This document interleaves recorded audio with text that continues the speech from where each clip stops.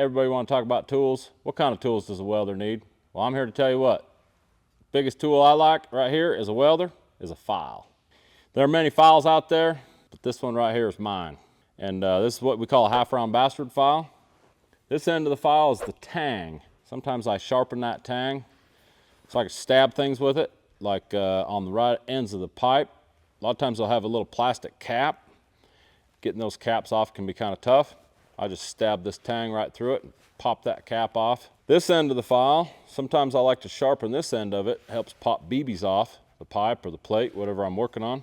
One of the things that a lot of people don't know about a file is a file has a direction of use. So when you're filing, these teeth on this file, they're set for a very specific way. They're made to remove material pushing forward.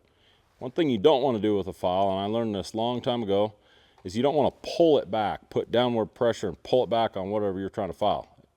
It's intended and made to push and remove material. The other thing is this side of this file is round, and that'll slide inside a pipe really good for cleaning out the insides of the pipe.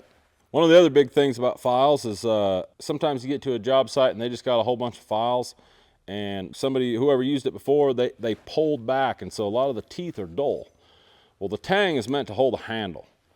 And so if you ever get to a job and you come across a file that's just not removing the material that you want or tearing it out like it should. And so these teeth right here are generally, from a used file perspective, they're pretty sharp compared to these ones.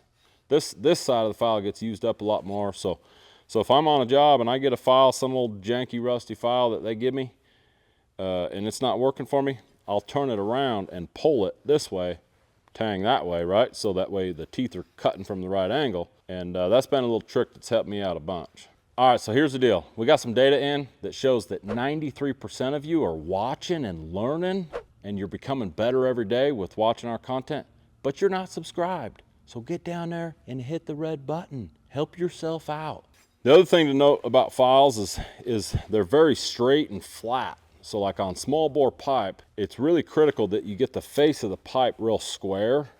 And one of the ways that you can do that is by putting the face of the file on there. If there's a little high spot in that landing or the face of the pipe before you weld it, you're going to find it with a file, because a file is really straight, smooth, it's square. It's going to tell you by setting that file on that land, the face of the pipe, it's going to tell you if it's a little bit out of square or got some bumps or waves in the bevel. So file has a lot of uses.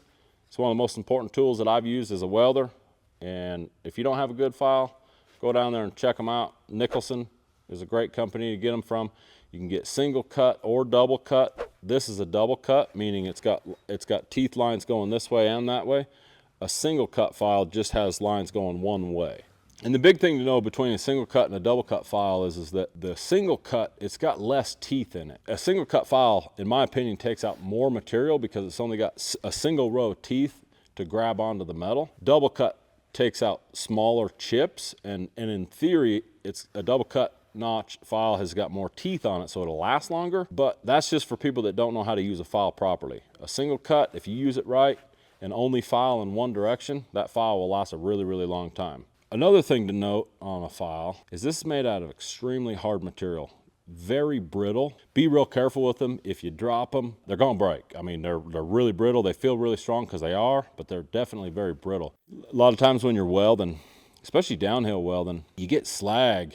If you're running real hot and real fast, you'll get slag after you wire wheel it. You'll get slag that's almost like, it's really hard, solidified slag on the edges of the fill passes or hot pass. The beauty of a file is it comes down to a nice point, and you can stick it in that little groove and just rip that slag out of there. I mean, it's handier in a pocket on a shirt. A file's got a lot of uses. You know, you're out there running and gunning, working 80 hours a week, and you might forget to clip your toenails. Well, guess what? Good welder always got a file. If this thing will file steel, I'm pretty sure it'll file down them toenails. There's about 1,000 uses for a file. A lot of times, even like when we get to a valve set or we're doing bolt up work, not that this has ever happened or anything, but the engineers send out the wrong bolts and you got to trim them. Well, when you cut them, you leave a little burr on the end there, and it makes it hard for the nut to get threaded onto that bolt. So you grab your trusty old file, you rake the end of it, pull that burr off, kind of puts a little chamfer on that bolt, nut threads right on, no problem. Literally, a file has an unlimited number of uses. from notching to arc burns to toenails. I mean, if you ain't got a good file, you ain't no welder. All right, so that's the welding tool that I use. It's the only one, obviously.